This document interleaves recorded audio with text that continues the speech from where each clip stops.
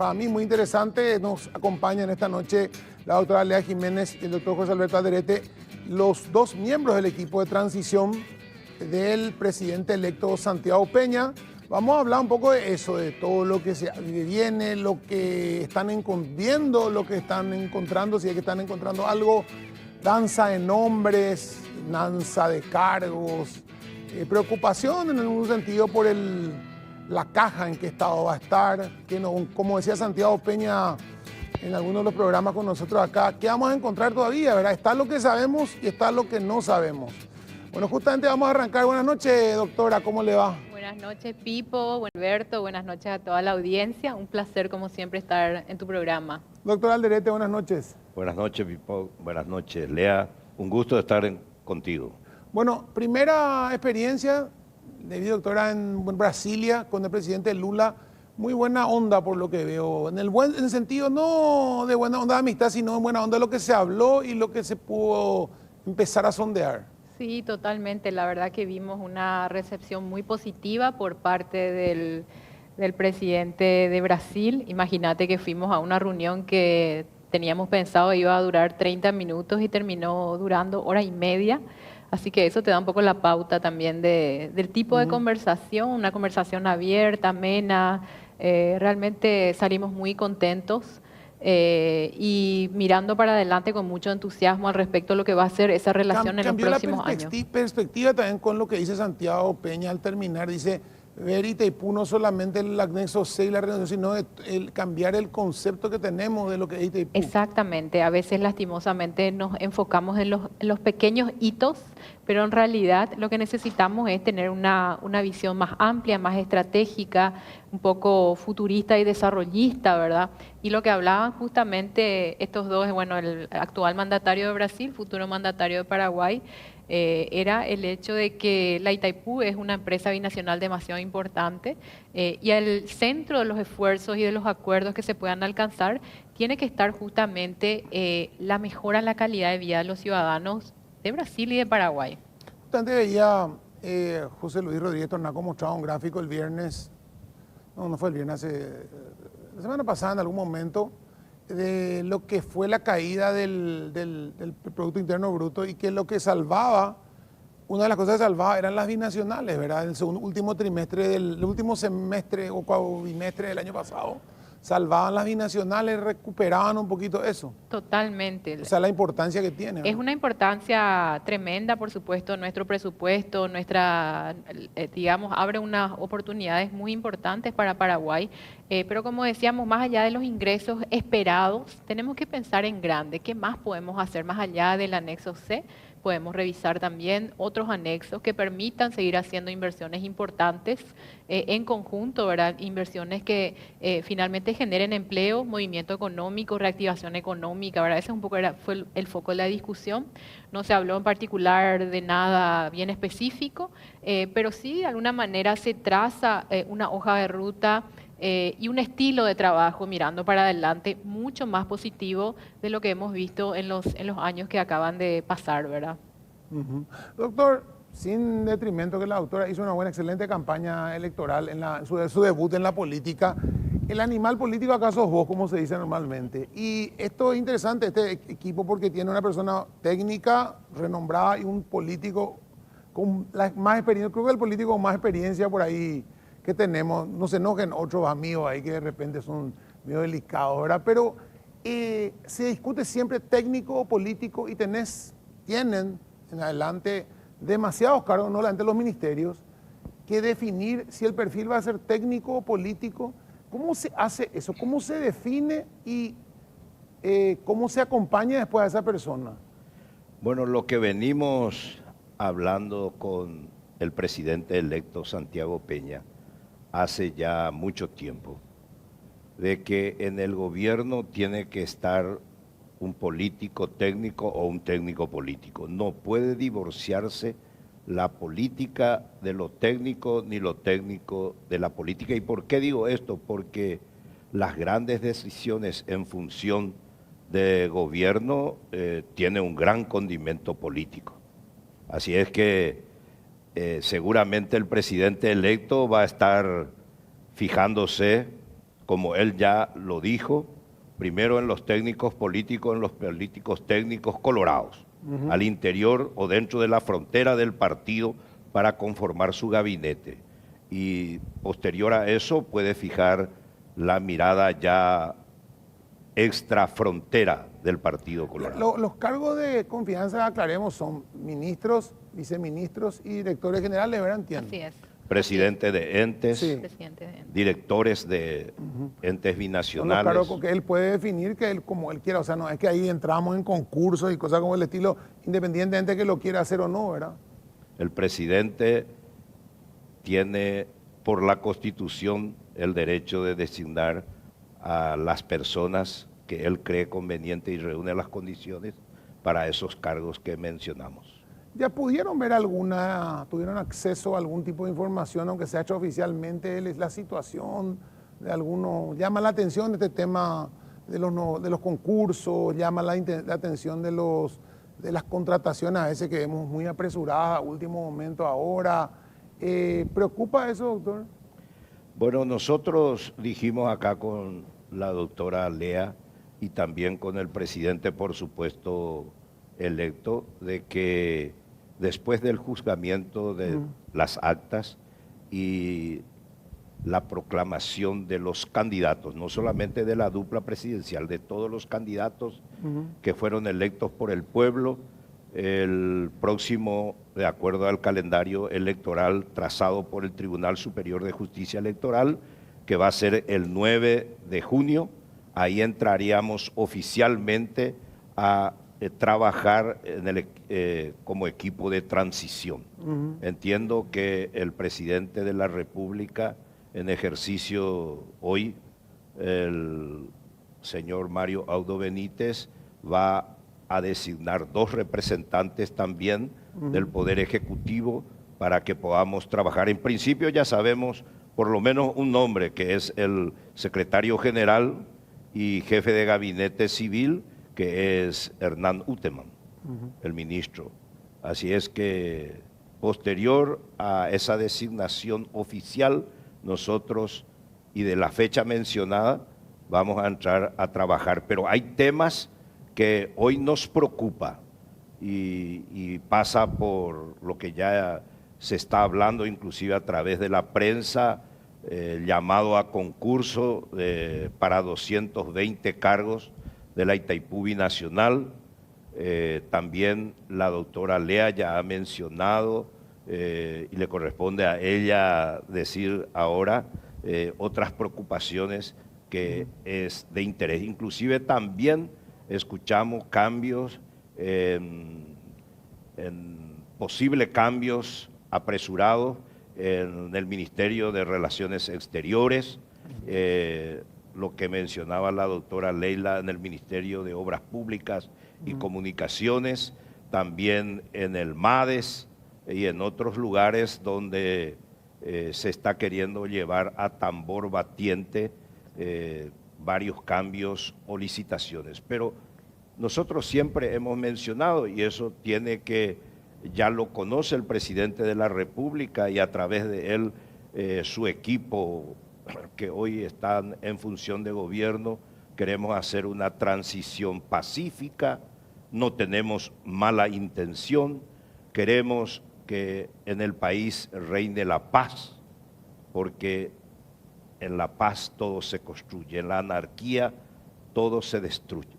Nosotros necesitamos que el próximo gobierno, el presidente Santiago Peña, entre a trabajar con todo su equipo en forma pacífica en el país, principalmente dentro del Partido Colorado, nuestro partido, porque la pacificación de la República en gran parte pasa por la paz partidaria y que pueda no solamente gestionar, sino a través de la gestión producir resultados para nuestro pueblo, que es lo que necesita el pueblo paraguayo en general. La tarea de usted no es solamente recopilar y mirar qué hay, o sea, la tarea que les tienen por delante, sino que me imagino que es ver cómo aplicar los planes que ya tienen trazados el equipo que trabajó con Santiago Peña, que son ustedes, trabajó mucho tiempo en preparar el plan de gobierno que yo creo que ya existe, ¿verdad? Totalmente. La realidad es que tenemos muchas tareas, ¿verdad? Está la parte oficial que, como bien explicaba José Alberto, se inicia una vez que llegamos a finalizar oficialmente el proceso electoral, ¿verdad? Que es cuando se realiza ¿cómo es que se llama? La proclamación. La proclamación. Pero a partir de ese momento entramos ya en un ámbito más oficial, ¿verdad? Una vez que se anuncian a estas personas. Ahora, previo a eso, por supuesto, nosotros ya nos estamos preparando porque la realidad es que nos está llegando, digamos, un tsunami de información al respecto de lo que está pasando en las diversas instituciones y sí hay cuestiones que nos preocupan. Y acá es importante explicarle a la ciudadanía qué se puede hacer y qué no se puede hacer, porque mucha gente se acerca y nos dice, ¿por qué ya no sacan un decreto y nosotros no somos todavía gobierno? Hay gente que ya reclaman los medios ya reclaman como si tuvieran ¿O por qué no ustedes... inician las auditorías? Dicen, bueno, y la realidad es que el gobierno actual tiene la lapicera hasta el 15 de agosto. Nosotros tenemos fe en que siendo esta transición de un gobierno colorado a un gobierno colorado, tenemos que dar el ejemplo en ese sentido, tenemos una responsabilidad partidaria, incluso no solamente con los paraguayos, sino también con el partido de hacer un buen trabajo. Y en ese sentido tenemos fe en que va a ser un proceso positivo. Hemos tenido varias conversaciones con el ministro del gabinete, el jefe de gabinete del presidente de la República actual, ¿verdad? El ministro Uteman. Y estas conversaciones han sido bastante amenas. Él nos mostró una apertura, digamos, una apertura para trabajar. Ya empezamos a, digamos, conversar extraoficialmente al respecto de, tenemos toda la voluntad para hacer los trabajos, los traspasos. Hablamos justamente de muchos proyectos que hacen parte de tal vez el ámbito un poco más técnico en este momento todavía, pero que eventualmente cuando ven la luz del día se entran al ámbito ya político.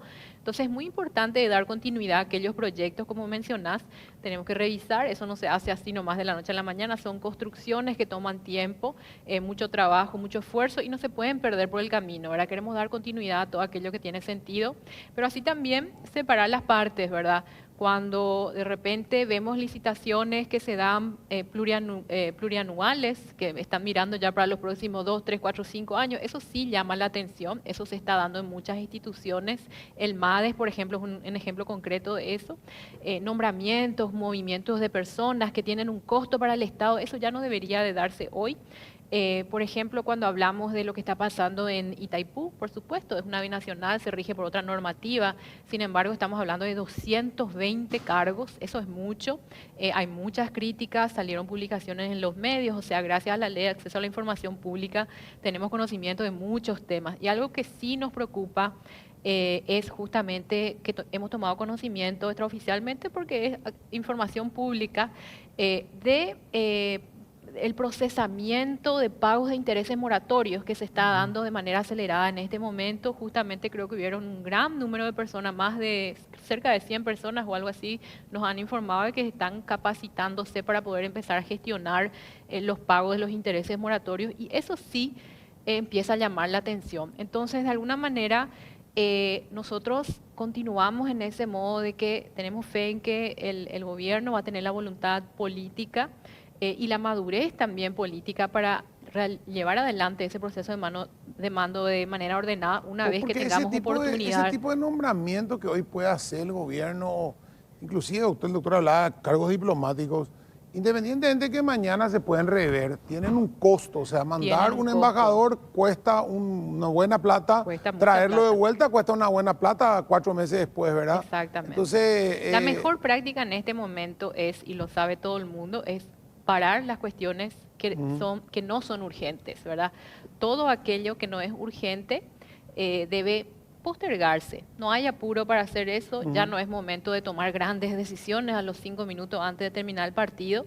Entonces, por supuesto, ahí más que nada nosotros contamos y vamos a respaldarnos en la obligación que tiene hoy el gobierno actual hasta el 15 de agosto con los paraguayos, en la voluntad política y más que nada en las ganas que tenemos todos realmente de que este proceso sea positivo y que eventualmente podamos tener un panorama claro de cuál es el punto de partida del gobierno entrante. Eso no significa que estemos en total desconocimiento hoy. Eso sería mentir porque la realidad es que hay muchísima información disponible que ya nos da una buena pauta. Nos vamos a munir de toda esa información y el día que empiece a llevarse adelante esas visitas a las diferentes instituciones que se van a planear conjuntamente con el equipo de transición del presidente Mario Abdo, entonces ya vamos a ir bastante informados y simplemente va a ser un chequeo de información.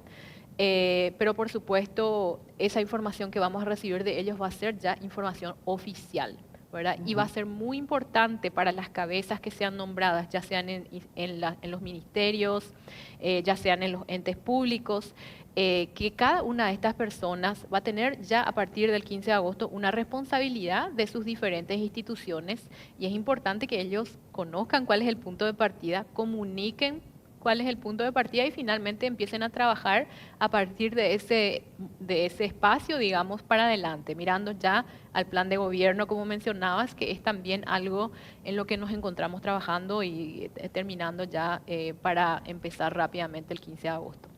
Usando como referencia el gobierno de Horacio Cartes, por la afinidad política, digamos, se decía que Horacio Cartes era muy de nombrar un ministro y dejarle hacer, o sea, no meterse en su gestión, no estar poniéndole viceministro rodeándolo, el enemigo rodeándolo, porque eso no funcionó. De hecho, yo conozco varios ministros que tuvieron ese problema, que fueron nombrados en este gobierno y fueron rodeados, minados en campos minados, viceministros que le respondían a otro. Entonces se crea un problema ahí donde no hay autonomía, no hay control, no hay responsabilidad de nadie.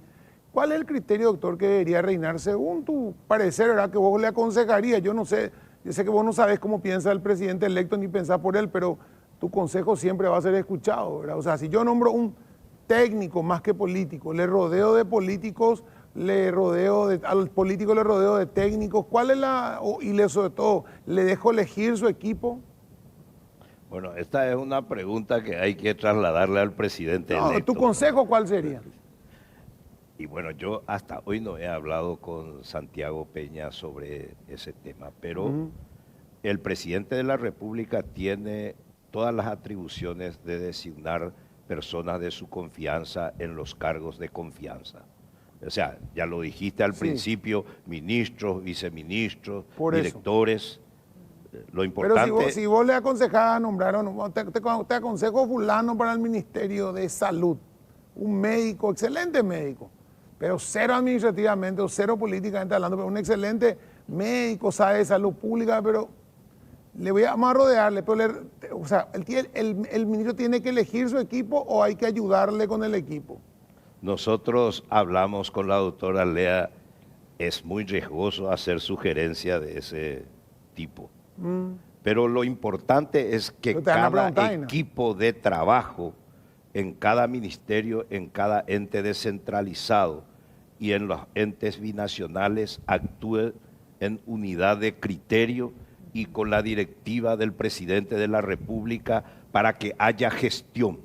Porque si hay gestión hay resultado en una administración. Si no hay gestión no hay resultado. Y para eso el equipo tiene que ser un equipo compacto, un equipo unido. El trabajo de equipo ahorra esfuerzo y multiplica resultados. Eso se da en todas las áreas. Conmigo resultó en el tema político, porque trabajamos en equipo con un liderazgo firme que nos dio todo el respaldo, en este caso de Horacio Cartes, primero en Honor Colorado para las internas del 18 de diciembre pasado, los candidatos, me refiero a la dupla presidencial, que me dieron todo el apoyo y me dieron todo el respaldo y yo tuve la oportunidad de trabajar con buenos candidatos para senaduría, para diputación, para juntas departamentales, para gobernadores y ni qué decir la dupla presidencial maravillosa, figura fresca, capaz. Santiago Peña es una persona muy capaz, una persona que conoce las políticas públicas, que conoce las políticas partidarias, va a ser, entre paréntesis, un gran presidente de la República. Y luego, para el pasado 30 de abril, el presidente del partido más la dupla presidencial me dio también todo el respaldo y trabajamos en equipo. Y yo creo que trabajo de equipo, no estoy errado, da resultado. Y nos dio resultado en las internas, nos dio resultado en las nacionales. Primera vez en la historia reciente del partido una diferencia tan grande para la dupla presidencial. Y yo, yendo a la pregunta, entiendo que el presidente electo y luego el presidente ya en ejercicio de sus funciones tiene que armar equipos compactos en cada institución a los efectos que ese trabajo de equipo dé el resultado para el país. Y la gente espera el resultado para ayer, no espera para mañana. Ese es el gran desafío. Sí. A ver, solo En para esa complementar. pregunta, la gente espera resultados no para ayer, para la semana pasada. Así mismo. Hablaste, doctora, del fenómeno de la caja vacía, dijiste, no sé en qué medio fue, pues leí. ¿Cómo se maneja, cómo se soluciona un problema para ayer con la caja vacía? O sea, tenés, según dijo Santiago, el presidente, 1.000 millones que ustedes calculan que está la deuda flotante dando vuelta por ahí. Y no veo de dónde, o sea, no veo fuentes de recursos así por todos lados. Ah, mira, justo acá sobró, acá hay como un desorden. No sabemos todavía con qué nos vamos a encontrar, como dicen ustedes. ¿Cómo es que se va a hacer para que en 90, 100 días se sienta el resultado en la calle?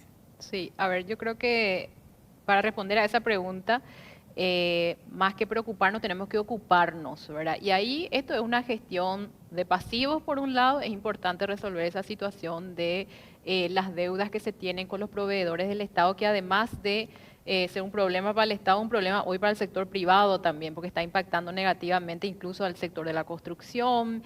Vos sabés que hubo una caída en el número de empleo en ese sector importante, ¿verdad? Entonces, eso vamos a resolver y como decís, tenemos que tener la casa ordenada, tiene que ser claro cuánta es la deuda, cuál es la situación, etcétera, etcétera, y se administra, no es algo que uno dice, ay, me voy de acá porque no encuentro la plata. Nunca alcanza la plata en el Estado para todo lo que queremos hacer, pero se hace una gestión financiera, administrativa y de caja para poder sacar adelante los proyectos que se tienen.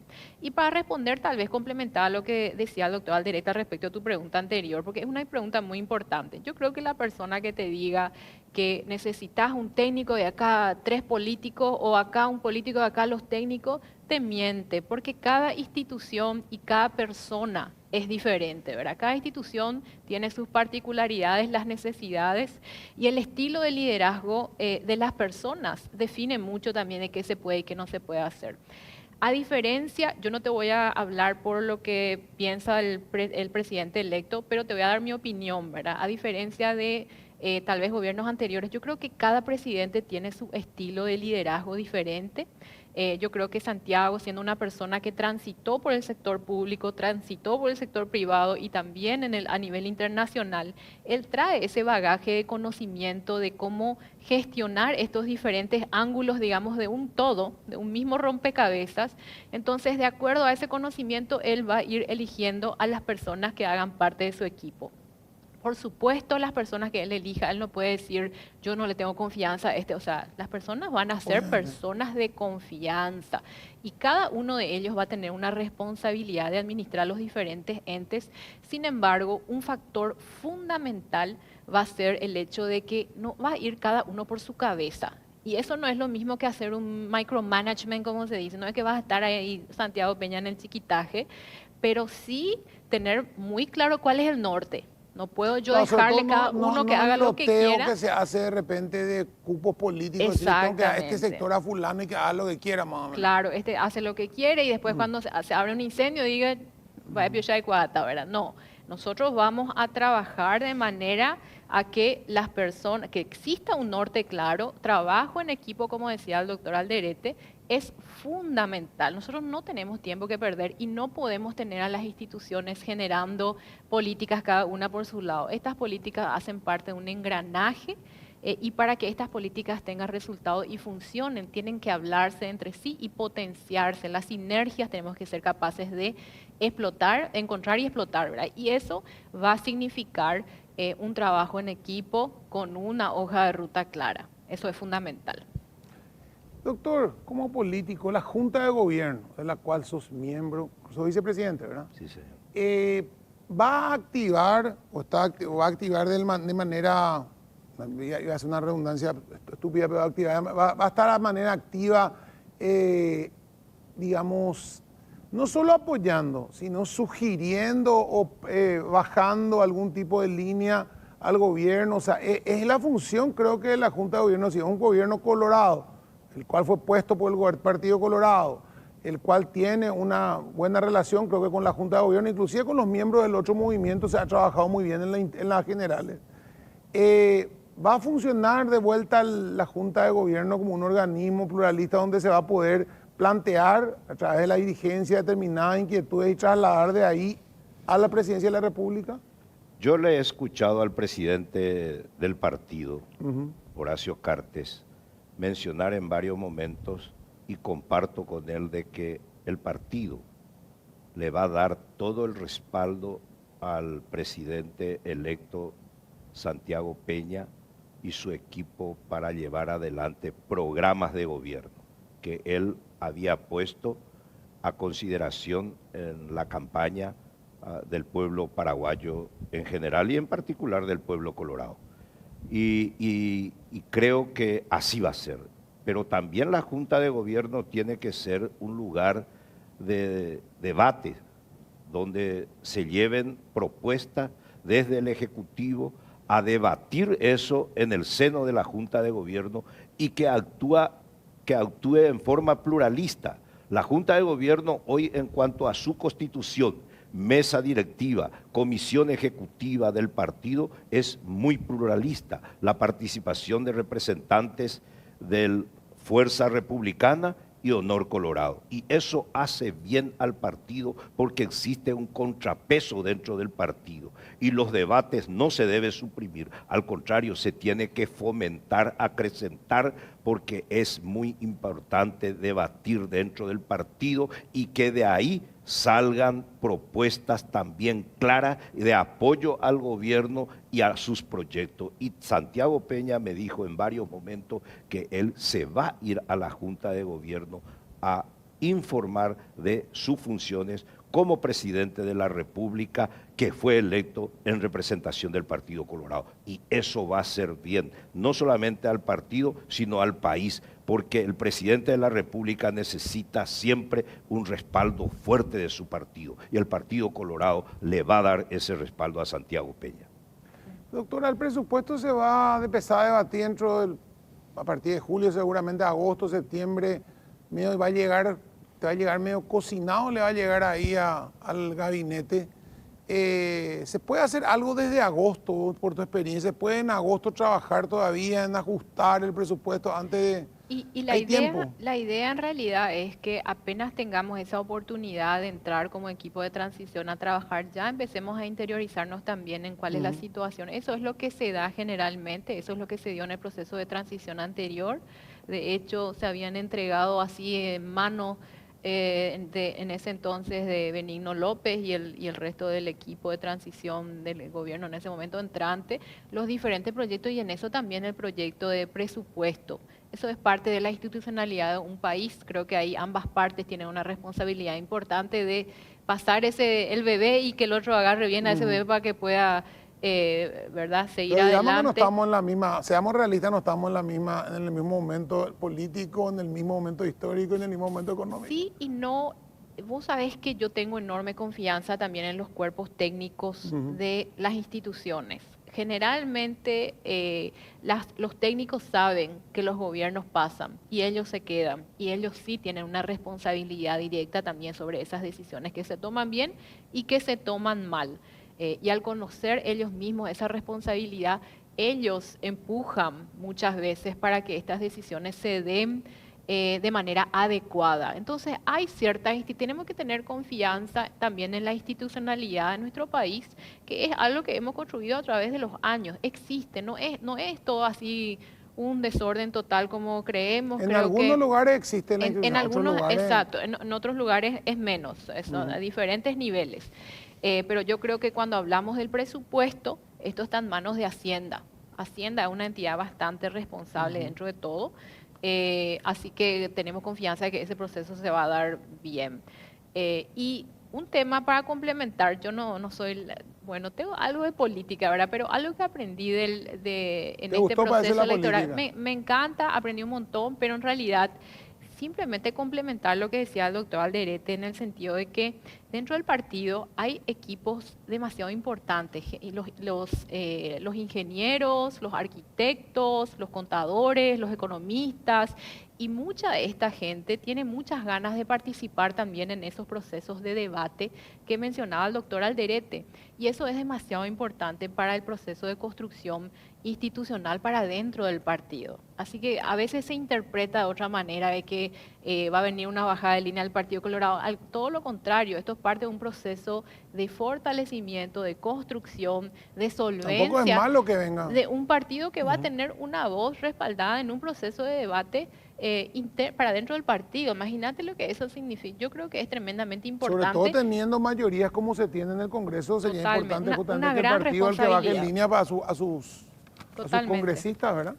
Aunque no exista mandato imperativo, Claro, pero debe existir una conciencia y una madurez de la dirigencia del Partido Colorado y de los representantes del Partido Colorado en ambas cámaras del Congreso para darle la gobernabilidad a un gobierno colorado y para ayudar a que el pueblo paraguayo tenga el resultado. Y ahí, así como tenemos en el haber, el Partido Colorado, de haber hecho mucho por el país, también tenemos algunas deudas pendientes y que esas deudas pendientes con el pueblo paraguayo, el gobierno de Santiago Peña pueda cumplir en un 80 o 90%. lo que se pueda llevar a hacer diferencia. Sí. Vamos a una pausa. Bueno, continuamos aquí en Cara Cruz con el doctor José Alberto Alderete, la doctora Lea Jiménez, equipo de transición que están dando los primeros pasos aquí, previo a la proclamación, ¿verdad? Pero dando los primeros pasos, viendo un poco la situación, evaluando.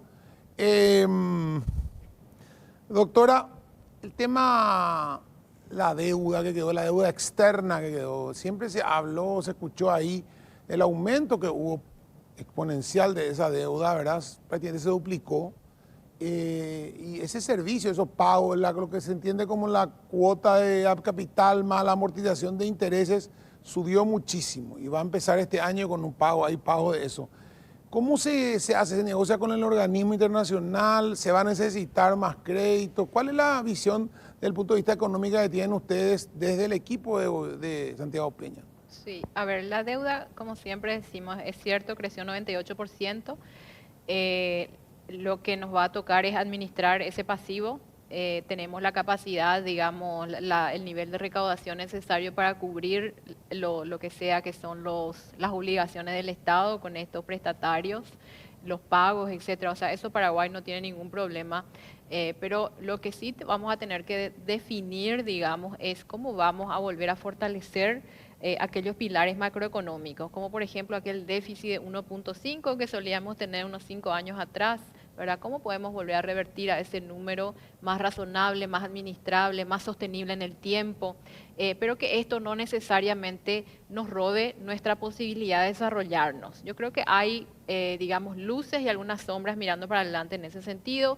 Lo positivo es que, a diferencia de los últimos 5 años, mirando para adelante, consideramos que vamos a crecer alrededor del 4.5, 5 mínimamente, entonces vamos a revertir a ese nivel de crecimiento que es importante porque eso finalmente se traduce en mayor recaudación para el fisco sin necesidad de hacer mayores esfuerzos o incrementar los impuestos, en otras palabras. Entonces lo que vamos a ver es aquella reforma que se había aprobado en el 2019, finalmente va a empezar a dar sus frutos una vez que la economía empiece a moverse a números normales, ¿verdad? Con un dinamismo normal. Y esto va a significar mayor espacio fiscal, ya sea para repago de deuda o para abrir nuevos espacios para seguir invirtiendo. Lo que sí no puede parar es la inversión pública. Sabemos que la inversión pública, como siempre decimos, genera un círculo virtuoso. La inversión pública bien hecha, aquel dinero que se presta para invertir en inversión que va a generar rentabilidad, que va a potenciar al sector privado, que va a potenciar la inversión privada, que va a potenciar la competitividad, etcétera, etcétera, dentro de la productividad dentro de Paraguay. Eso se traduce en mayor inversión privada, que se traduce otra vez en mayor ingreso para el fisco. O sea, todo eso hace parte de, no podemos ponerle freno de mano y decir, vamos a esperar 5 años hasta que baje el nivel de endeudamiento. Claro, no. Lo que sí tenemos que tener claro es cuál va a ser el proceso de alguna manera, de reconstrucción de esos pilares macroeconómicos que nos permitieron, previo a la pandemia, estar listos para enfrentar lo que fueron estos años difíciles que vivió Paraguay en los últimos 5 años, pero principalmente post pandemia, ¿verdad? Entonces, eso es importante porque ese es el colchón que nos permite, o el salvavidas más bien, que nos permite salir a flote en ese tipo de situaciones. Y algo que se sabe a nivel mundial es que este tipo de choques externos, factores externos, pandémicos o otros temas, factores climáticos, por ejemplo, esto va a ser más recurrente. De alguna manera vamos a tener que estar preparados para un próximo golpe, digamos, de afuera. Entonces eso va a necesitar mucha responsabilidad y poder de alguna manera caminar en esa línea fina entre ser responsable fiscalmente, mantener esos pilares, mostrar una buena cara para afuera, digamos, de la responsabilidad de Paraguay, el manejo de sus finanzas, y también de seguir invirtiendo y seguir generando ese movimiento y desarrollo que necesita el país. No es que es un lujo invertir, es una necesidad, porque realmente tenemos brechas muy importantes de infraestructura y también en términos de indicadores socioeconómicos que dependen muchas veces de estas inversiones. Pero casi como dicen que el capital es cobarde, también el capital es rápido para detectar cuando hay buenas condiciones y hay buena predisposición de parte de los gobiernos, y también es fácil que venga una vez que uno transmite esa confianza, ¿verdad? Yo creo que sí, en definitiva, cuando los países envían señales claras al respecto de cuáles son, por ejemplo, sus planes de gobierno, cuál es la visión del gobierno, es importante también los nombramientos que se hacen. Eso hace una diferencia. Parece que es algo menor, es muy importante porque a eso prestan atención aquellos que están definiendo si invertir o no. No solamente inversión que viene de afuera, inversión local. Porque cuando uno se siente en confianza de que este gobierno es un gobierno serio, que está tomando decisiones correctas, que tiene un plan de trabajo para los próximos años, eso da seguridad, eso da claridad, y eso hace que uno diga, bueno, este es un buen momento para empezar a poner a trabajar este dinero.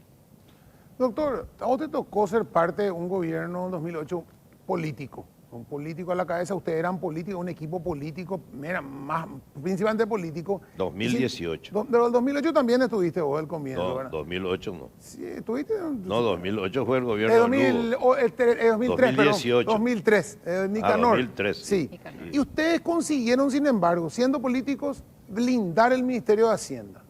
Porque eso fue un logro importantísimo, hay que reconocerlo siempre. Se blindó, se profesionalizó y hasta el día de hoy aguantó los embates de gobiernos terribles que hemos tenido, no solamente este, sino Federico Franco, Lugo y compañía.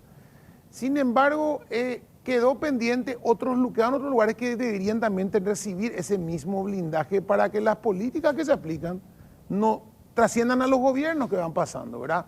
Hacienda tiene una hoja de ruta que va y da una garantía a la gente que invierte, a la gente que trabaja. Es un logro de ese gobierno. Ahora se puede también trabajar en el mismo sentido en educación, en salud, que son claves para este tema, y definir buscar el mecanismo para que se blinde eso también y dejar ese legado para que el gobierno que venga siga esa ruta, digamos. Y ojalá que sí, porque en función de gobierno existen las políticas de Estado y las políticas de gobierno. Las políticas de Estado son las políticas que deben continuar con el gobierno que sea, del color que sea. Y las políticas de gobierno son las propuestas del presidente electo, propuesta que dio a necesitamos conocer una política al de pueblo. Estado de salud y una de educación, doctor. Así como la política de Estado existió desde el 2003, como lo mencionaste, en el Ministerio de Hacienda, en el Banco Central del Paraguay, porque fueron blindadas dichas instituciones. Y tengo que decir acá que Dionisio Borda hizo un gran trabajo en el Ministerio de Hacienda. Yo era ministro de Obras Públicas cuando entonces y miembro del equipo económico. Ojalá que en educación, en el Ministerio de Salud exista también política de Estado, donde el gobierno que viene pueda continuar. O deba continuar, por lo menos. Tiene que continuar. Porque sí. cuando a veces quieren y no quieren, porque hemos tenido gobiernos que no han querido. Pero nosotros, creo, y en esto puedo decir, el presidente electo Santiago Peña tiene toda tiene la decisión y todo el deseo de continuar con las cosas buenas, si existen cosas buenas, y si existen cosas malas, desecharlo en su gobierno. A mí, por ejemplo, me resultó muy bueno aplicar la política de Estado cuando estuve en Itaipú Binacional. Asumí en el 2018, conseguí nada más y nada menos en una negociación con el Brasil la construcción y el financiamiento para la construcción de 2 puentes internacionales. Una que ya está terminada sobre el río Paraná, el segundo puente, que es Foz de Iguazú, Ciudad Presidente Franco, y otra que está en proceso de construcción, Murtiño, Carmelo Peralta, sobre el río Paraguay. ¿Y eso por qué? Porque aterricé en la pista que ya dejó el gobierno del presidente Horacio Cartes, lo que me facilitó mucho y en la negociación con el expresidente del Brasil, Temer.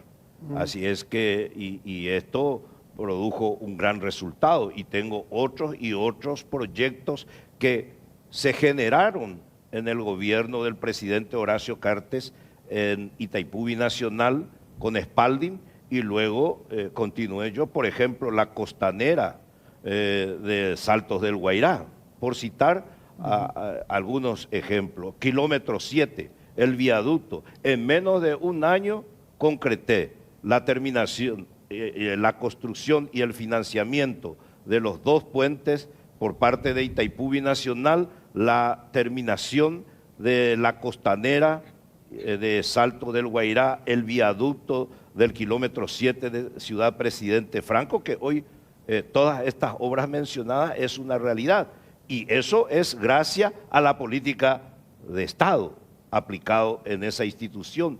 Y sé también que en el Ministerio de Obras Públicas, en este gobierno, se han aplicado políticas de Estado como la bioceánica y otros proyectos que han culminado o están por culminar. Y eso tiene que ser llevado, según mi concepto, también en el ámbito que mencionaste, Ministerio de Educación, Ministerio de Salud, para que el pueblo paraguayo pueda sentir la presencia del Estado. Y ahí es donde más se va a sentir, ¿verdad? En la educación y en la salud, porque hoy el déficit principal yo creo que es salud, y después ahí nomás ya está educación. Hablaba Santiago Peña en la campaña del tema de mejorar, ¿cómo se llamaba el programa? Le agregó un... no sé, Ñangarecó o el otro, ¿cómo se llama? Me mezclan los programas, el subsidio para familias de escasos recursos que le agregaron. Tecoporán Barete. Barete, ese. Bueno, Tecoporán Barete. Tecoporán Barete. Bueno, para esa aplicación, la idea justamente lo discutíamos acá con José Luis Rodríguez Tornaco, era, bueno, sí, hacerlo y ir justamente sacándolos de ese programa, no crecer como un éxito crecer, sino que cubrir hoy y ver cómo hacer para que esos programas se vayan achicando hasta que tengan que terminen desapareciendo, ¿verdad? Porque la gente consiga un trabajo real y digno. Sí, en realidad esos programas fueron diseñados con esa visión, ¿verdad? Tecoporá, uno entra al programa y tiene más o menos un periodo, digamos, donde uno debería de ir convergiendo hacia una graduación de la pobreza y eventualmente entrar a un programa que se llama Tenondera, que les permite empezar ya a trabajar, digamos, en un proyecto de emprendimiento, tal vez de repente tienen un pequeño capital semilla donde empiezan ya a caminar solos, ¿verdad?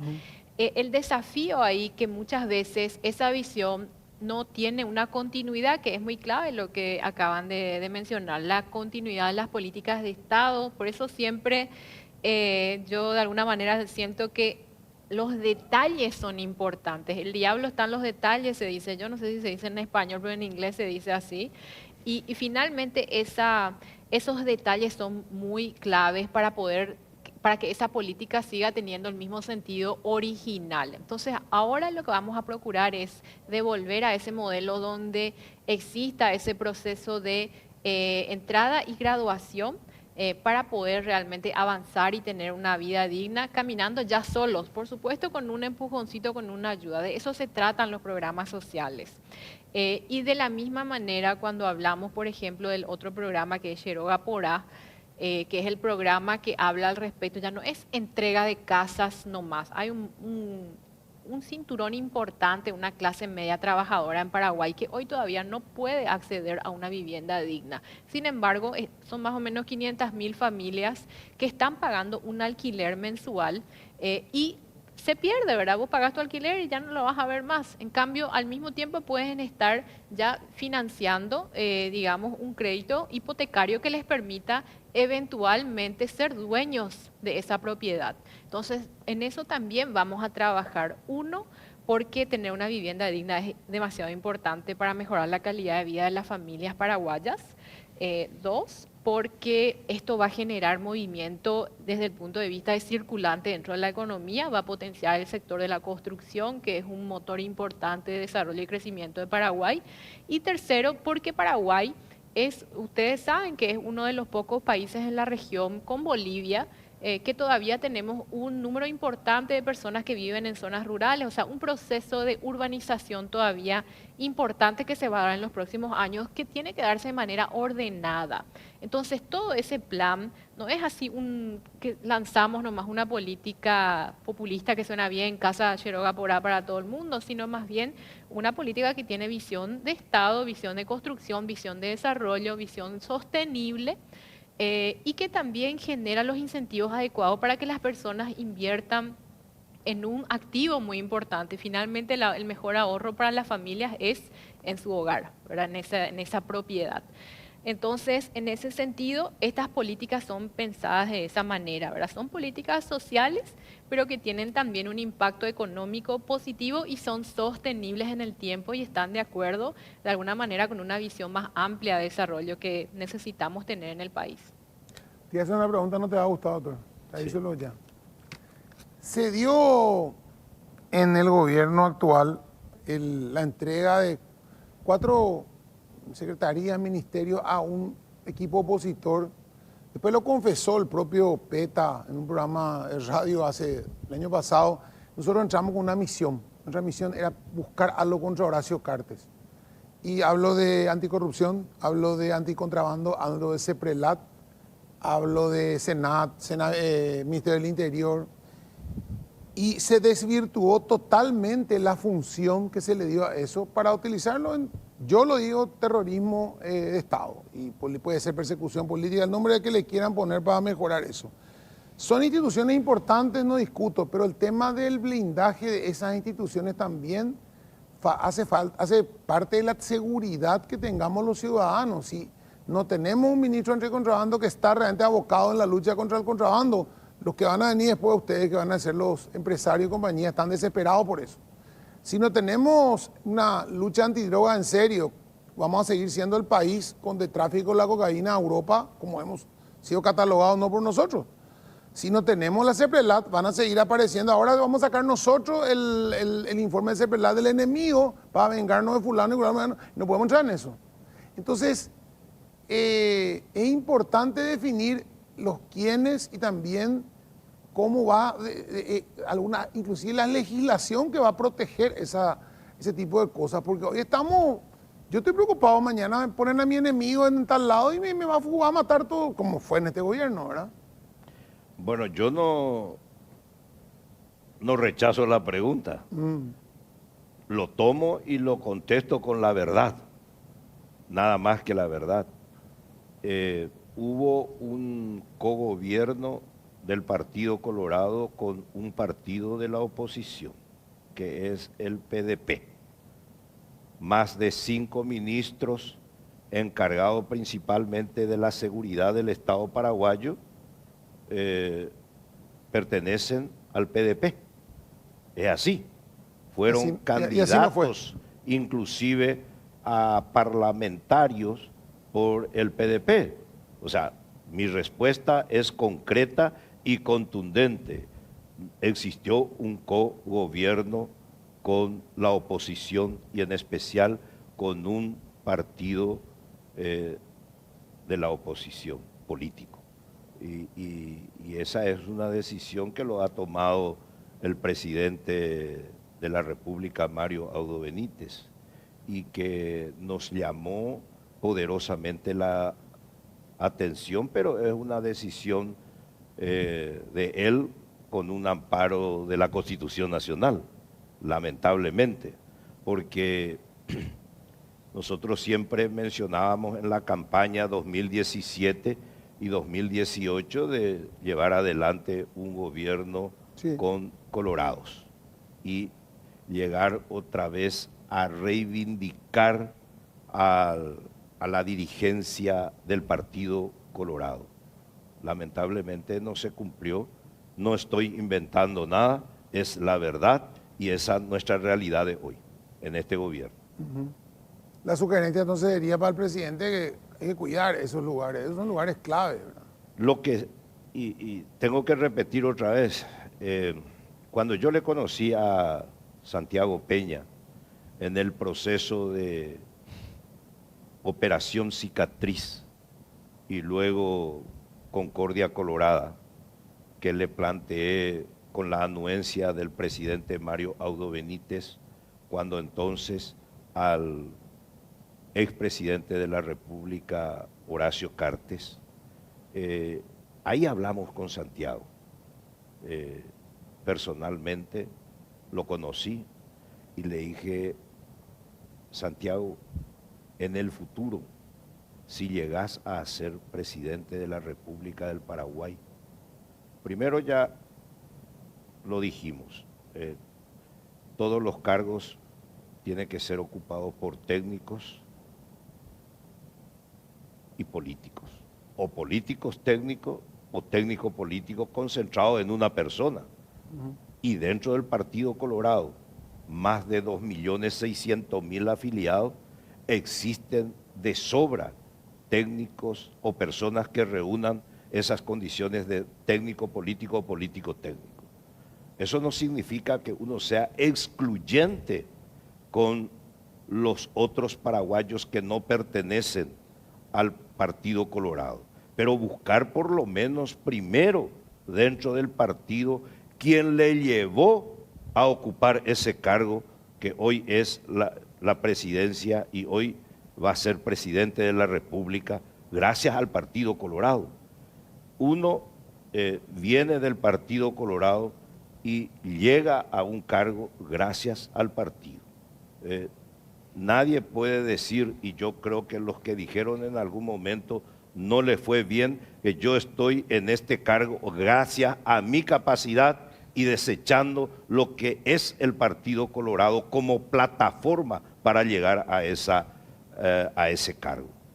Santiago Peña no solamente lo admite, sino lo ha dicho públicamente, y es más, se prestó eso a una manipulación, a una tergiversación por otros medios de comunicación, pero la verdad, primero hay que fijarse en los correligionarios que pertenecen al partido que le llevó al poder o le instaló en el poder de la República. Y no solamente lo va a hacer un colorado, lo va a hacer un afiliado al Partido Liberal o a otro partido político, perteneciente a otro partido político, cuando llegue al poder de la República alguna vez un afiliado de esos partidos, ¿no?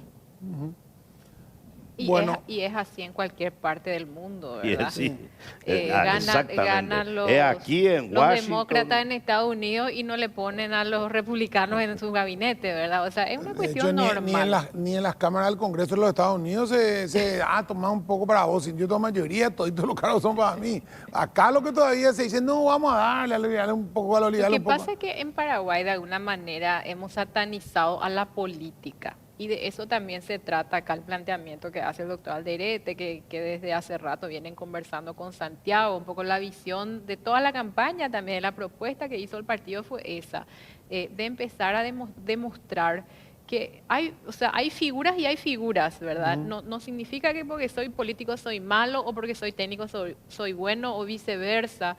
Hay un poco de todo en ambos lados y en realidad lo que tenemos que hacer hoy es estar a la altura del desafío como partido y poner a los mejores hombres y mujeres al frente para poder realmente hacer frente al gran desafío que tenemos, que es real, ¿verdad? O sea, recorriendo el país uno ve la dolorosa realidad que están viviendo hoy muchas familias paraguayas, gente que no tiene acceso a agua, que no se puede bañar todos los días. En Paraguay es realmente lamentable, gente que pasa hambre. Entonces, más allá de, necesitamos realmente elevar a la política de vuelta, la política pública, la política que sirve al ciudadano, y eso es justamente lo que planteó siempre el Partido Colorado desde su creación, y lo que queremos es justamente volver a levantar esa imagen con resultados, ¿verdad? De eso se trata ha también la satanizado propuesta. aquí el tema del pacto o del acuerdo político como si fuera algo malo. Yo creo que hay un sector de la prensa que dice, el pacto azulgrana, el pacto... Pero el pacto y el acuerdo político es una herramienta que se usa en todo el mundo para llegar a acuerdos y consenso, ¿verdad? O sea, no se puede, porque vos hoy tengas 23 senadores y 48, 50 diputados, decir, no, vamos a hacer nosotros nomás y vamos a tambor batiente, porque es importante buscar también los consensos, los acuerdos políticos. Hay un montón de cosas que necesitan acuerdos políticos. Y no está mal visto que mañana, mira, 3 diputados votaron a favor de esto. No, entonces son los traidores. No debemos estar en contra siempre. Y yo creo que esa política, si bien hoy los escucho a algunos opositores hablando de vamos a hacer una oposición seria, hay otros opositores que sabemos que no son ni serios, ni son políticos, ni tienen capacidad para hacerlo. Y tenemos que estar atentos a eso. Y por supuesto va a haber medios pescando rebote donde... cada vez que, fulano se alió, votó por Mengano. Eso no es ninguna vergüenza, yo creo, acá ni en ningún lugar del mundo. Por eso es importante mencionar que alcanzar la gobernabilidad necesita de un acuerdo, y ese acuerdo es un pacto para la gobernabilidad. En este caso, en este periodo presidencial que empieza el 15 de agosto, el partido tiene 23 senadores en la Cámara, 23 senadores y 49 diputados. 49. O sea, busquemos el pacto de gobernabilidad primero al interior del partido, sí, y luego también a dialogar con los integrantes de los otros partidos políticos con representación parlamentaria. Eso se hace aquí, como dijo la doctora Lea, y en cualquier parte del mundo. Se dialoga, se llega a un acuerdo, se pacta, pero priorizando el país, no priorizando los intereses personales ni de grupo. Doctora, muchísimas gracias. Los votantes votaron a un modelo, ¿verdad? Sí. Justamente el partido ofreció un modelo de trabajo, una oferta política, y es la oferta que democráticamente fue elegida por el pueblo paraguayo. Entonces no vas a desviarte para simplemente tener un gabinete colorido para satisfacer a la... Realmente estamos hablando de un poquito de madurez que tenemos que ir teniendo a la hora de analizar estas cuestiones políticas, ¿verdad? No todo es malo en la política. Tienen mucho trabajo por delante de ustedes todavía. No empezó todavía. Muchas gracias, doctora. Muchas gracias, Pipo. Gracias, José. Doctor, muchísimas gracias por la... Gracias a vos, Pipo. Un placer compartir contigo y con la doctora Lea. Bueno, nosotros vamos a una pausa, enseguida volvemos con más. Tenemos los gremios empresarios, vamos a hablar un poco con ellos y después le vamos a pasar la grabación acá para que escuchen ellos qué es lo que piden los gremios empresarios y comerciantes. Ya venimos.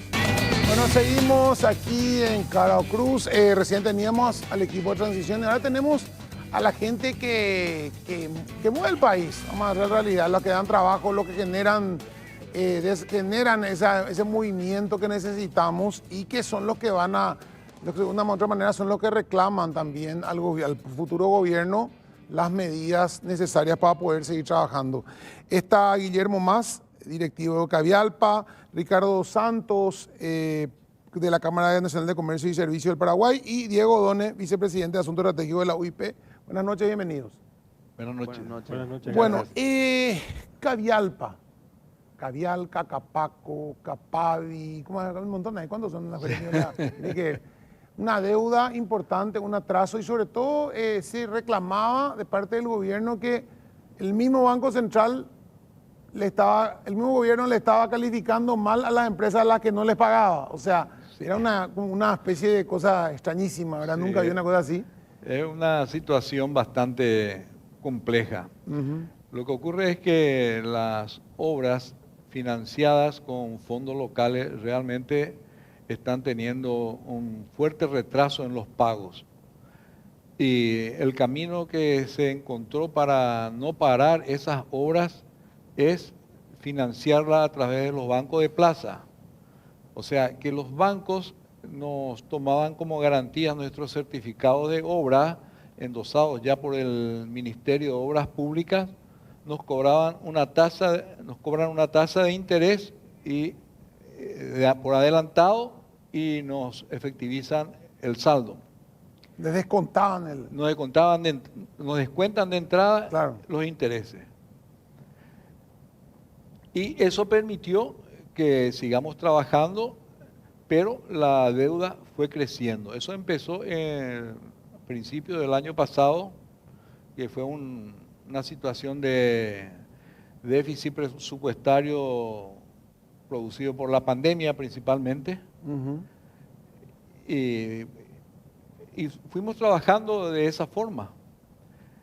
¿Eso qué pasó? Hizo también que nosotros tengamos mayor deuda de la que pueda tener nuestras empresas, porque también nosotros endosamos esos certificados. Claro. Y esa situación de tener esa enorme deuda de los certificados descontados en los bancos hace que nuestros ratios económicos como empresas caigan. Y esa es la parte que solicitamos al Banco Central, que no se tenga en cuenta esa variación de calificación debido a los descuentos de certificados que tuvimos con el Estado y los bancos. Y todavía está pendiente de eso.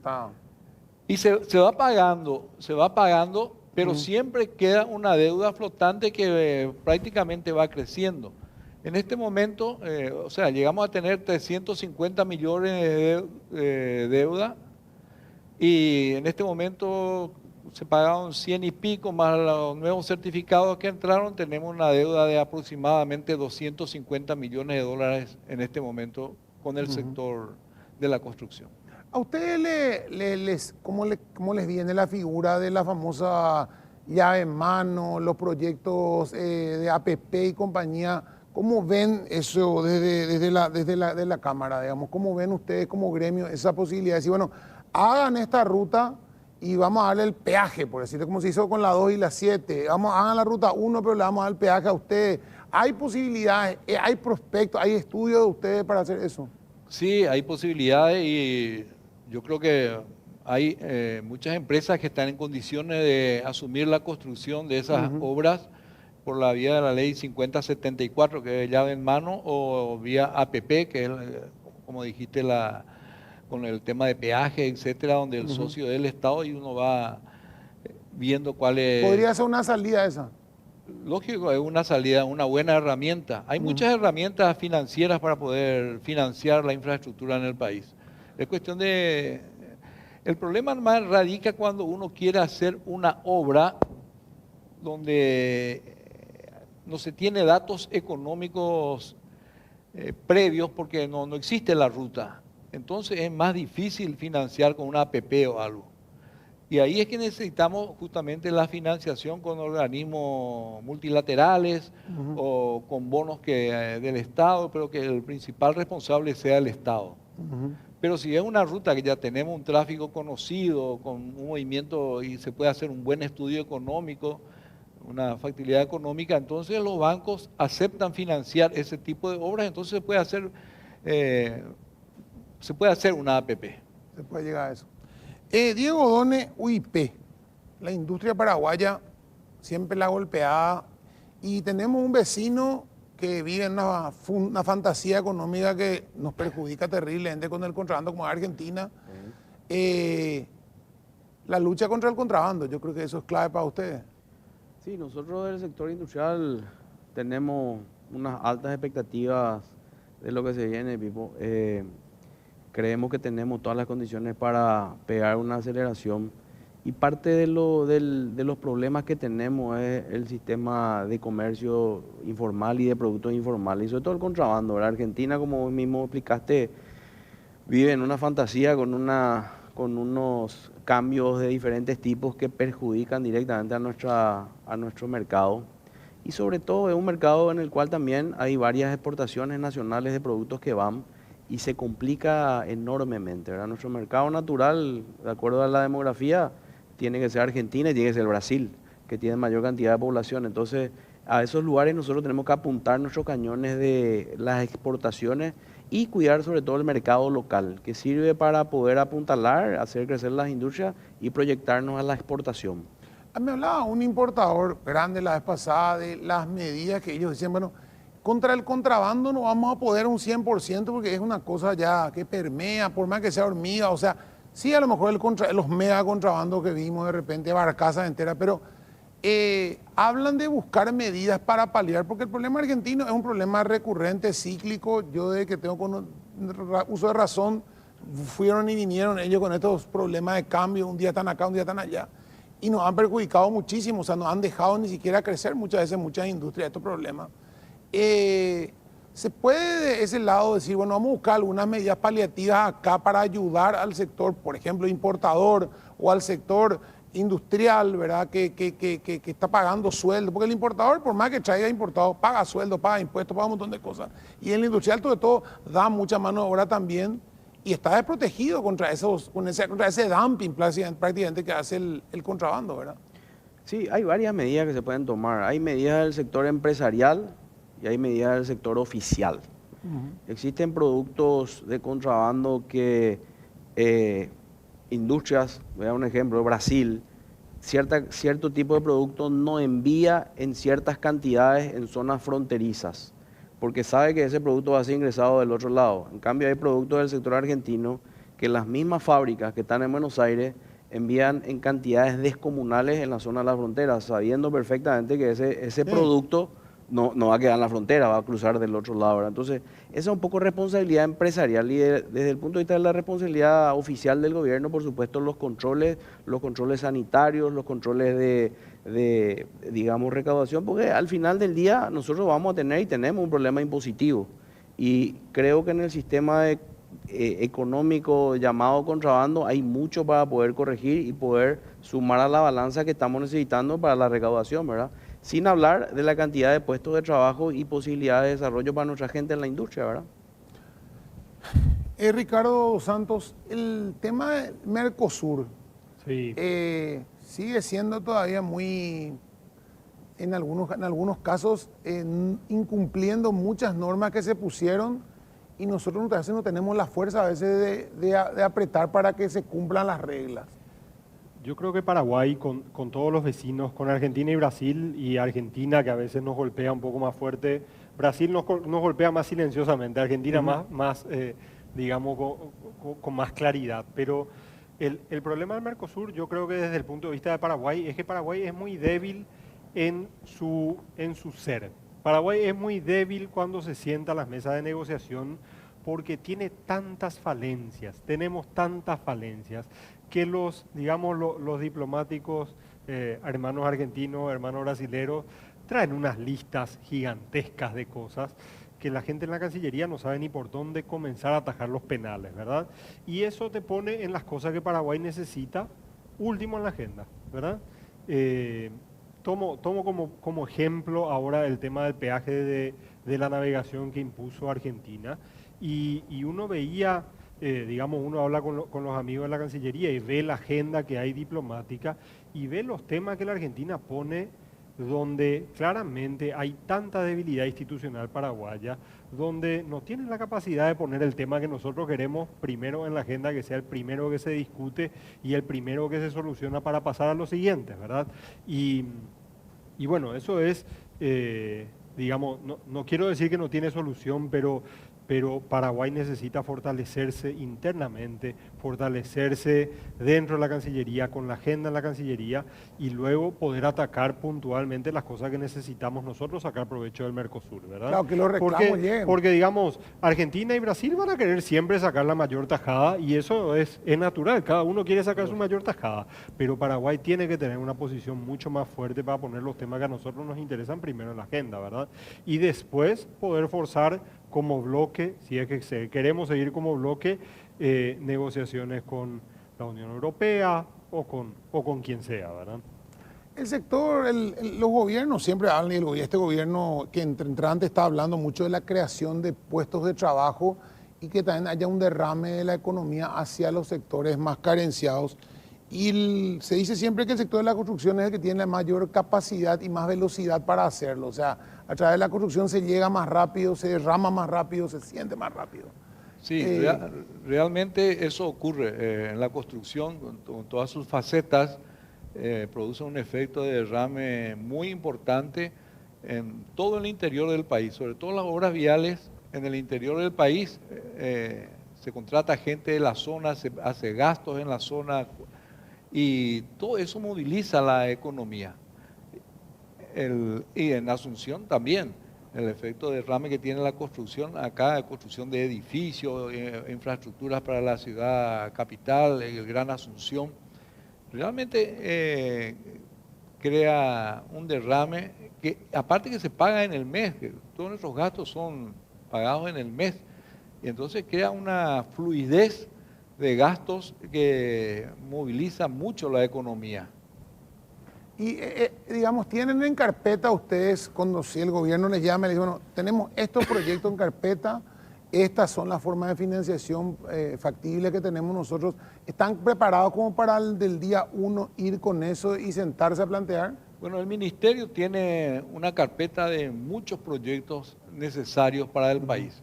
Nuestro país es un país que tiene un déficit tremendo en infraestructura vial, infraestructura sanitaria, de colegios, de hospitales, etcétera.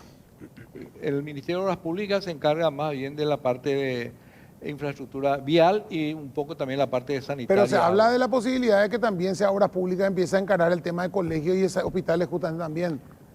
Y yo creo que sería lo correcto, porque tiene una mayor infraestructura para poder hacer correctamente esas construcciones. Y realmente, por eso es que nos llegamos a movilizar cerca de 300.000 personas. Es mucho eso.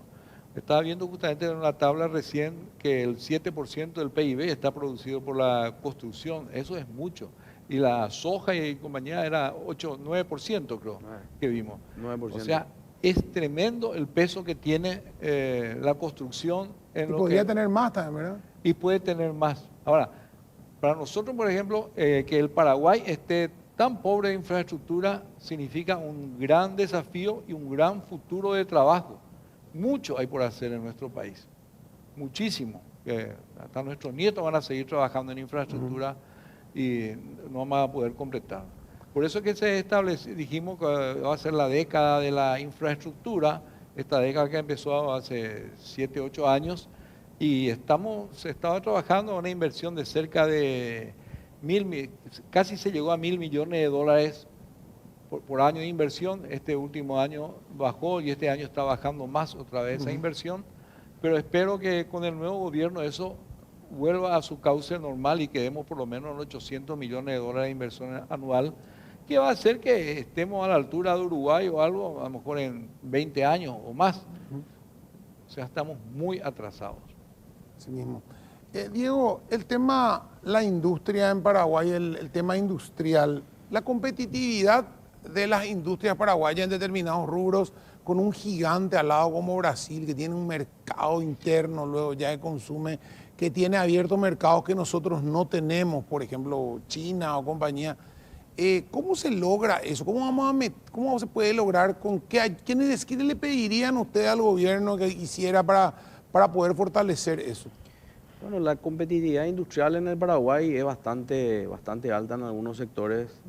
Nosotros se viene lo que es la sociedad del conocimiento, o sea, se necesitan cada día más personas con conocimiento y con habilidades y no tanto músculo, por un lado. Por otro lado, tenemos nosotros en el Paraguay algunas medidas muy importantes que dan competitividad a la industria, por ejemplo, el régimen de materia prima.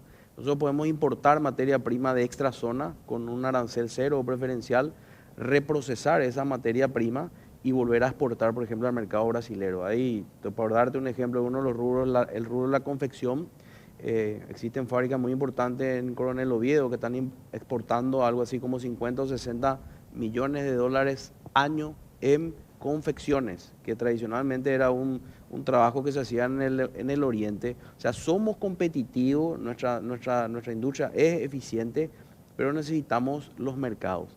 ¿Qué es lo que nosotros necesitamos, Pipo? Necesitamos reglas claras, necesitamos seguridad jurídica. Justamente estamos con Ricardo en el Consejo de Inversiones y si uno ve las estadísticas de todas las inversiones que se han hecho en el Paraguay con la ley 60-90 en los últimos años, 70-80% son inversiones nacionales. No tenemos un desembarco grande, fuerte, importante de inversiones extranjeras.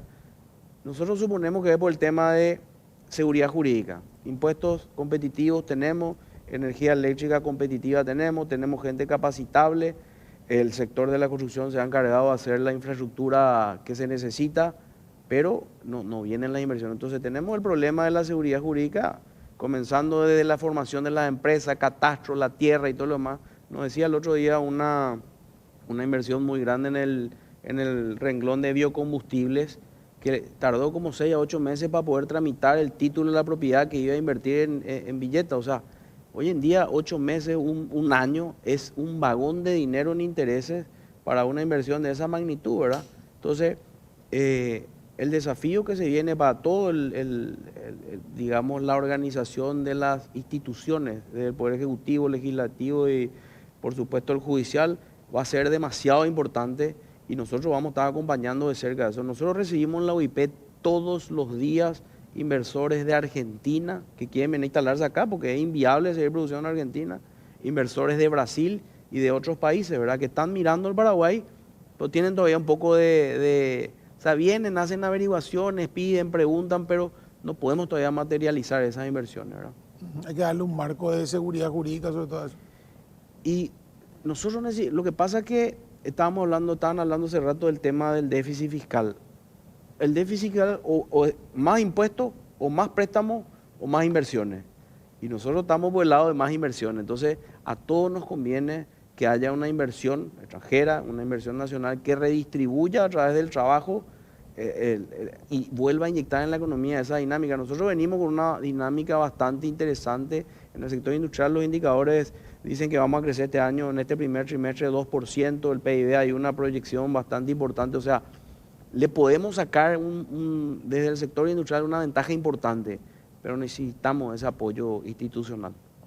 El tema de servicios, de lo que se está haciendo, yo me acuerdo se pusieron de moda en una época, vinieron a poner empresas de call center y compañía a dar servicios al exterior inclusive. ¿Cómo está ese segmento? ¿Se mantiene? ¿Creció? ¿Puede crecer más? El tema de servicios al extranjero está, yo creo que cada vez más fuerte, ¿verdad? Es un rubro que da muchísima mano de obra, es mano de obra, digamos, relativamente calificada, donde hay un impulso, habían empresas que trabajaban bajo el régimen de maquila inclusive, es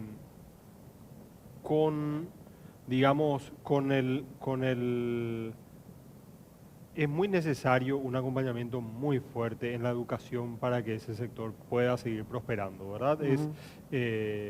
Desde el SNPP, desde todo lo que es educación profesional es sumamente importante. Famosos mandos medios. Mandos medios y mano de obra calificada. Y mano de obra calificada, digamos, mano de obra primaria calificada también, ¿verdad?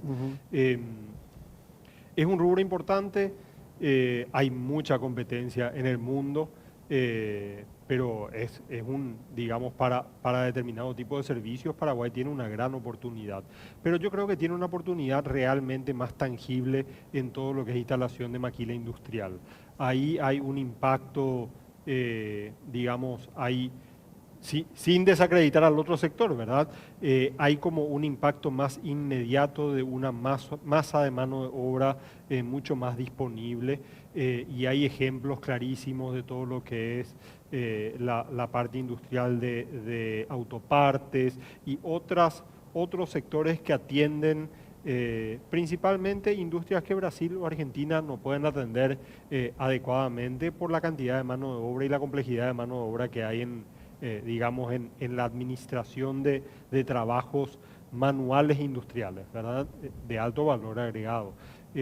Yo creo que por lo menos lo que trabajamos en el Ministerio de Industria y Comercio, en el Consejo de Inversiones, hay como más apetito a ese tipo de inversiones que a lo que son directamente servicios humanos, pero en el sector de comercio hay un crecimiento importantísimo y todo lo que son servicios financieros, servicios portuarios, logísticos, digamos, hay un crecimiento importante acompañando la economía y hay mucho potencial de acaparar más para el mundo, ¿verdad? Ustedes están más adelantados que lo que el gobierno está en ese sentido, o sea, están exigiendo, yendo más rápido que ellos. Y siempre es lo natural que el sector industrial, el sector empresarial vea el micro de la oportunidad que hay, ¿verdad? Ya cuando el gobierno ve una oportunidad es porque ya hay por lo menos varios adelantados, ¿verdad? Bueno, vamos a una breve pausa. Guillermo, vos hablabas de proyectos que ya tienen rutas, por ejemplo, que ya se sabe que existen y que ya se sabe cuál es el movimiento. La famosa Ruta 1, Asunción-Encarnación, que sigue siendo una ruta, creo que de un carril, no sé si tiene sentido o no. Por un lado, una vez me dijo, no es viable hacerla doble carril. Por otro lado, me dijo, no, ¿qué no va a hacer? Claro que hay un tráfico enorme. ¿Ustedes tienen algún estudio sobre eso? Si se puede llegar a hablar, hacer una APP o algo en esa ruta. Ahí existe, vos tenés conocimiento, si existe una posibilidad. La gente del sur pregunta mucho de eso.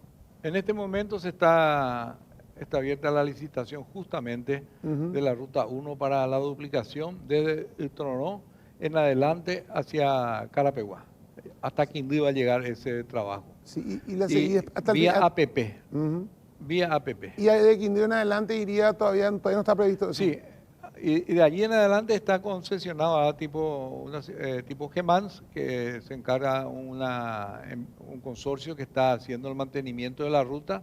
Yo estuve transitando este fin de semana y pero la duplicación, digamos, hasta Encarnación no se está previendo. No, el flujo de tráfico no da para justificar la duplicación todavía. Todavía no. No, pero... O sea, es correcto. Se me han dicho, hasta Paraguarí, hasta Paraguarí sí ya da para duplicar. ¿Qué es lo que se está haciendo ahora? El llamado a licitación vía APP para duplicar hasta, creo que Paraguarí o Carapeguá y seguir una sola vía hasta Quindío. Bueno, pues eso la gente pide. Eso va a funcionar muy bien y está en licitación en este momento. Y el tema de la concesión vía peaje, ¿hay posibilidad de hacerlo o va a tener que necesitar sí o sí siempre una subvención del Estado, una parte? No, y lo que se está haciendo es la APP, donde el Estado es socio nuestro y se establecen las condiciones de peaje, unas fórmulas para establecer el peaje, etcétera. Y si con lo que se recauda no se puede solventar, entonces hay una inyección del Estado. Pero normalmente se establece ya el valor del peaje para cubrir todos los gastos que conlleva. ¿Cuáles son las obras grandes que hay por delante a nivel de vial, aparte de esa? Y en este momento tenemos la bioceánica, el tramo que va de la Traschaco hasta Pozo Hondo. Después tenemos la Ruta 12, que se adjudicó hace La Ruta 12 es la que va al Pico Mayo, ¿verdad? Sí. Que va hasta General Brugués desde Falcón y tenemos ahora que se está licitando o sea, todavía no se licitó el tema de la Ruta de la Soberanía, tenemos otras obras en la zona de... ¿Cuál es la ruta de la soberanía? Perdón la ignorancia. Hoy escuché Y la que va de Capitambado hacia Yacecañic a Pedro Juan Caballero. hacia el norte, claro, para no tener que ir por Brasil.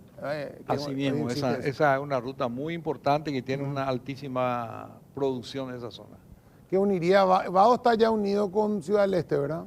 ¿O no? Vado no, Vado todavía no. Pero no es la idea unir Ciudad del Este con Pedro Juan Caballero. No, faltaría de Vado hasta Salto del Guairá. Ujú. Y ahí, y después al norte,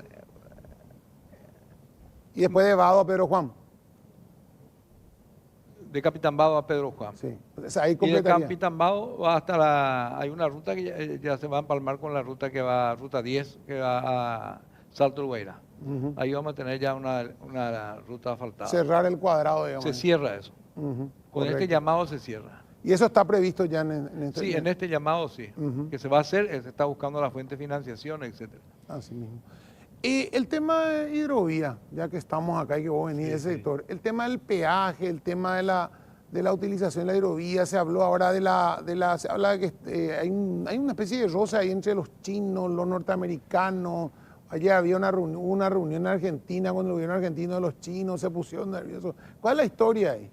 Y bueno, Argentina es un tema incontrolable para nosotros, ¿verdad? Ujú. Por lo menos hasta las elecciones, qué sé yo después, ¿verdad? No sé. El gobierno chino tiene una intención muy fuerte de tener obras de infraestructura en la hidrovía del Paraná argentino, ¿verdad?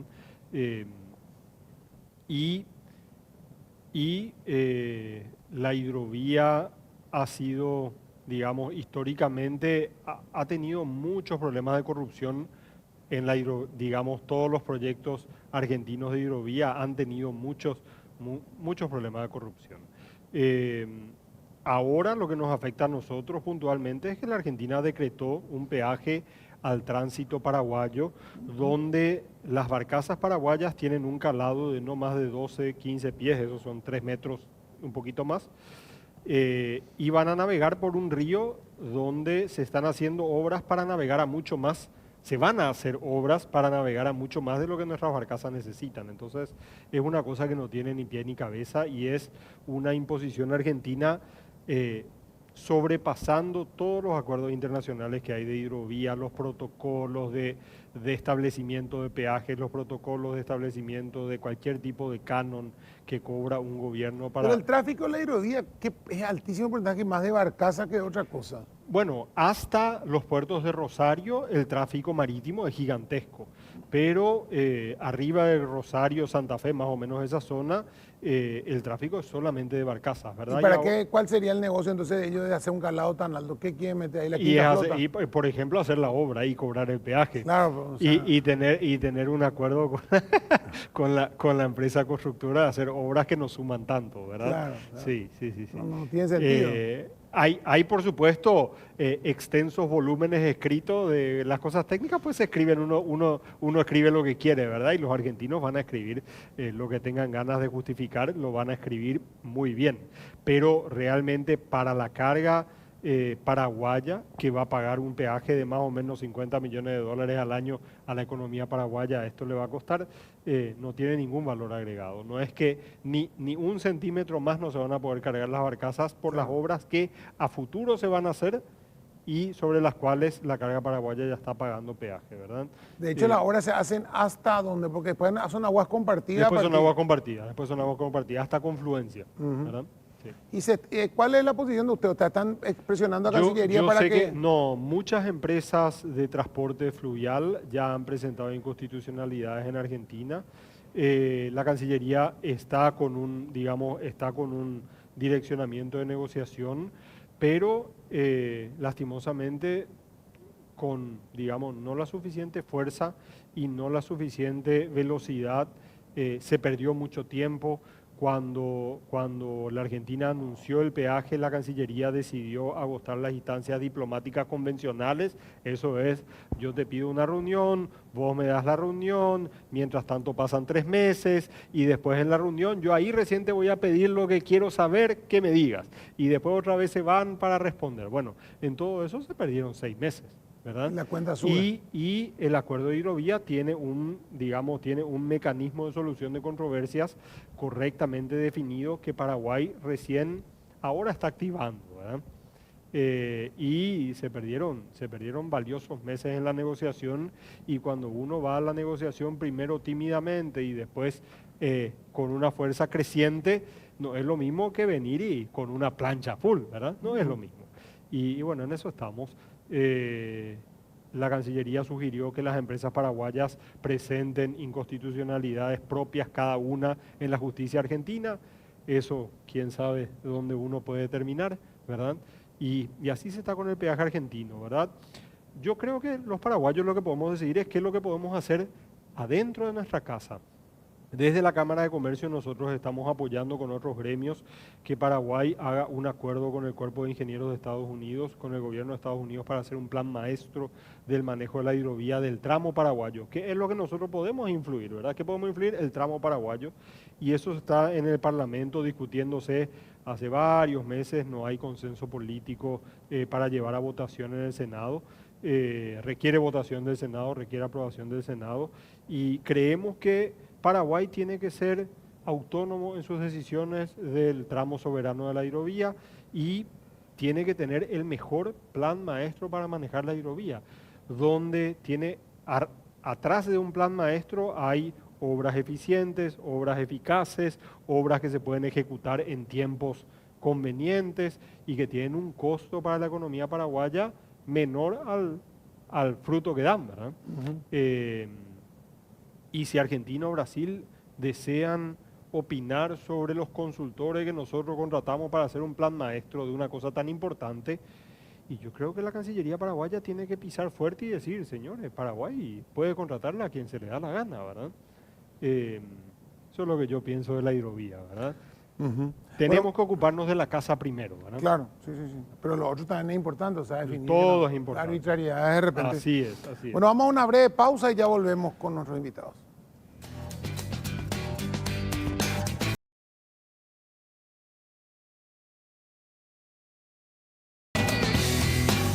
Está a punto de arrancar la conferencia de Laboratorios Catedral para la presentación del nuevo integrante de la familia de Mentolina Ungüento. Escuchemos. Una pregunta para Mentolina Pote. ¿Por qué decidiste lanzarte al mercado? Porque queremos ser más grandes y llegar a todos los integrantes de cada familia. Aquí nuestra amiga Mentolina Lata continuará siendo la pionera y la estrella siempre, pero ahora tendrá mi acompañamiento. Nueva Mentolina Ungüento en pote de 45 gramos. Arrosca. La misma calidad con una mayor cantidad te hace bien. Si los síntomas persisten, consulte a su médico. Sabemos a dónde querés llegar. Por eso te traemos la motocicleta perfecta para vos. Aprovecha esta super oferta. Buller Carrera, 150 centímetros cúbicos. Solo en 30 cuotas de 339.000 guaraníes. Pedí tu Buller en Bristol, la mejor casa de electrodomésticos del país. Entérate de toda la información del mundo del deporte. Todos los días hacemos un completo resumen de las noticias deportivas a nivel nacional e internacional. Deportes Unicanal. Lunes a viernes a las 12 por Unicanal. Te contamos las denuncias y acontecimientos del día a día. Toda la actualidad que necesitas saber. Callejeros, nuevo horario. Lunes a viernes a las 16 por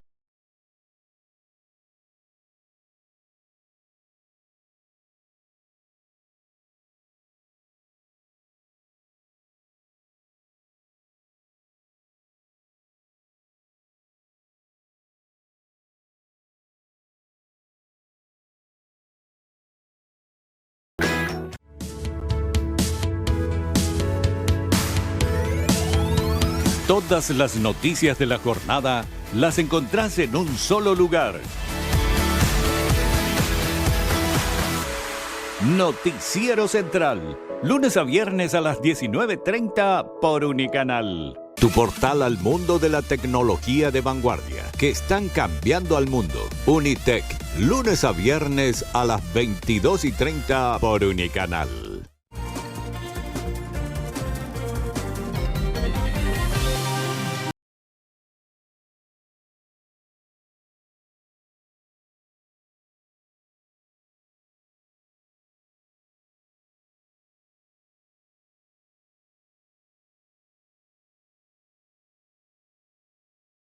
Diego, hablaste de la maquila de pasada, pero es un tema que no sé si se acabó el furor o si puede volver puede crecer más. Eso. Sigue Yo me acuerdo viendo. que hace 10 años atrás era el boom, era la maquila. ¿Cómo está eso y cómo son las posibilidades de que eso genere más mano de obra? No, la maquila fue un elemento fundamental en el desarrollo y en la formalización del empleo. Ahora cada día está creciendo. Yo creo que el año pasado tuvo alrededor de 1.400 millones de dólares de exportación. Se están maquilando varios productos, pero te menciono uno muy importante. Hay una fábrica en Pedro Juan Caballero de unas jeringas. Jeringas, jeringa, la que se compra en la farmacia para inyectarse, ¿verdad? Que fue un elemento fundamental durante la pandemia y que es el proveedor más importante en Sudamérica de jeringas. Está en el Paraguay, está instalado acá en Pedro Juan. Así también están las autopartes, hay equipamiento de seguridad. O sea, la maquila yo creo que tiene todavía mucho que dar y sobre todo sirve para formalizar a la gente, para capacitar. Como hablábamos hace rato, hoy en día el obrero que trabaja en las fábricas cada día tiene que tener mayor conocimiento de los procesos, de los procedimientos, de la maquinaria. Entonces va teniendo también un nivel de ingresos superior a lo que sería un salario mínimo. Entonces, cuando uno maneja equipamiento ya en un sector industrial, tiene una importancia, digamos, un poco mayor mantener, no hay tanta rotación. Me comentaba el otro día nuestro amigo Borowski, el que ahora ya no es presidente de Capazo, ahora hubo un cambio, que a ellos les cuesta mucho mantener la estabilidad en ese sector, porque hay gente que entra con el primer empleo, que va, que prueba, que sale, entonces es una rotación permanente. Sin embargo, en el sector industrial, las personas capacitadas tienen una permanencia un poco más extensa, ¿verdad? Sí, sobre todo hacer una carrera adentro. Y la maquila, el sistema de maquila ayudó a profundizar eso, ¿verdad? Te doy otro ejemplo que hablaste hace rato, el tema de las llamadas, los call centers. Hay una empresa acá que hace citas médicas para el mercado, digamos, hospitalario argentino. Tiene algo así como 9.600 citas por día. Me comentaba el otro día Karina Daer. O sea, en maquila tiene una variedad impresionante y yo creo que va a dar mucho todavía el sistema acá en el Paraguay. ¿Hay intención, por lo menos ustedes tienen sondeos de industriales que quieran instalarse para ese tipo de empresas todavía? Sí, acá? Sí, hay muchísimas. Hay en el mercado brasilero, para ventaja nuestra, tiene un montón de problemas impositivos regionales, estaduales, globales, etcétera. Entonces, muchos industriales brasileños ven en el negocio de la maquila una oportunidad. Ellos tienen el mercado. Ahora, lo que sí necesitan, que es uno de los puntos que nos piden, sobre todo con mucha insistencia, es parques industriales ya instalados. O sea, el industrial brasilero quiere cargar todo su equipamiento en 20 camiones, venir, encontrar un lugar donde instalarse y comenzar. Entonces, eso es una oportunidad bastante importante para el sector de la construcción. En el sector de parques industriales ahí vemos una oportunidad interesante. Por supuesto, reiterando lo que hablamos hace rato, necesitamos la seguridad jurídica y las velocidades en las instalaciones, en el tema de catastro, en el tema de formalización de las empresas, ¿verdad? Ricardo, el tema de la aduana, yo por lo menos veo el tema de la aduana, el tema de los problemas que hay, tanto acá como en el problema en las aduanas de Argentina, sobre todo las chavas, los problemas, las complicaciones. ¿Cómo está eso acá a nivel local, el manejo de eso? La aduana paraguaya ha llevado adelante muchos avances con un montón de cosas. Después de la aduana argentina hablamos después, ¿verdad? Pero una de las cosas, el problema de la aduana, yo creo que tiene mucha presión política de muchos lugares de tener una base sobre la cual se trabaja y después comenzar a tener excepciones, ¿verdad? Y eso es muy difícil de manejar. El sistema informático requiere mucho trabajo para que sea realmente una herramienta solucionadora. Y bueno, recientemente nosotros desde el sector portuario estamos sufriendo mucho una muy buena intención de la aduana, que es la implementación de los escáneres para la exportación, que es una herramienta absolutamente necesaria. Se ha dado un paso muy importante, pero la aduana ha decidido implementar el escaneo de una forma que entorpece muchísimo el comercio exterior, donde ha implementado centros extraportuarios de escaneo. O sea, el contenedor se escanea en un lugar extraportuario y luego hace un tránsito aduanero con un precinto electrónico que representa un sobrecosto a la exportación paraguaya, que la exportación paraguaya es toda de pequeños márgenes, y que luego al entrar a los puertos generan una responsabilidad para el puerto sin saber realmente qué pudo haber pasado en el camino. Puntualmente en Villeta hay un centro de escaneo que está más o menos distante 10 kilómetros de nuestro puerto, y bueno, y hay una zona complicada y, ¿verdad? Nosotros estamos pidiendo a la aduana que establezca ya de una vez un escáner por cada puerto. Ellos tienen suficiente escáner, tienen 8, por lo menos es lo que dicen, y hay 6 puertos de contenedores que hacen exportación a las zonas donde el escáner tiene mayor valor, ¿verdad? ¿Por qué no se pusieron los escáneres en los puertos? No entiendo. Y bueno, y es una decisión de la aduana donde realmente la explicación es la falta de recursos, no sé qué, pero realmente no hay un compromiso. Nosotros no vemos un compromiso de hacer bien, ¿verdad? Hacer bien quiere decir poner el escáner donde se necesita, ¿verdad?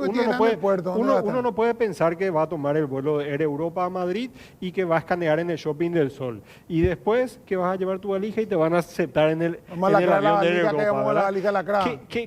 ¿Cómo? ¿Verdad? No tiene ningún sentido. Y lo peor de todo es que nosotros, el año pasado se discutió una ley de escáneres donde la aduana, yo creo que perdió la oportunidad de pedir presupuesto al Parlamento para comprar todos los escáneres que se necesitan. Pero de hecho, si tienen los escáneres, ¿por qué no les entrega a usted y ustedes, Coca, pongan la infraestructura para trasladar eso? Nosotros puntualmente hicimos una infraestructura carísima para que los escáneres puedan operar, y está ahí tipo cancha de tenis techado vamos a hacer, no sé qué vamos a hacer, ¿verdad? Pero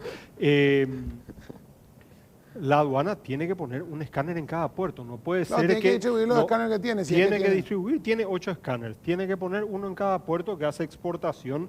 Eso es absolutamente innecesario. Inclusive hay un dictamen de la CONACOM donde dice que, digamos, viola la libre competencia que la aduana ponga escáneres en un puerto sí y en otro puerto no.